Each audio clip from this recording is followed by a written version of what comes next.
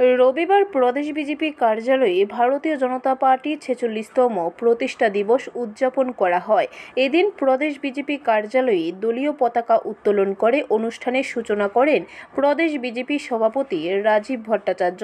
সঙ্গে উপস্থিত ছিলেন মুখ্যমন্ত্রী ডক্টর মানিক সাহা, মন্ত্রী রতনলাল নাথ, আগরতলা পুর নিগমের মেয়র দীপক মজুমদার সহ অন্যান্যরা।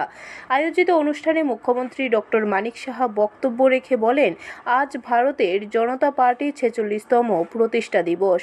দিনটি দলের জন্য অত্যন্ত গুরুত্বপূর্ণ। এই দল কার্যকর্তাদের দল। দেশের কয়েকটি রাজ্য বাদে বাকি রাজ্যগুলিতে ভারতীয় জনতা পার্টির নেতৃত্বাধীন সরকার রয়েছে। আমরা উন্নত মানের রাজ্য আমরা হতে পারি, সেই দিকে আমরা কাজ করছি। এখন আপনারা এর মধ্যে দেখেছেন যে আমরা যে ত্রিপুরার বাজেটে, যেটা আমার পূর্ববর্তী বক্তা বলেছেন, যে ইনফ্রাস্ট্রাকচারের দিক দিয়ে আমরা কিন্তু অনেক বেশি এবার অ্যামাউন্ট আমরা রেখেছি।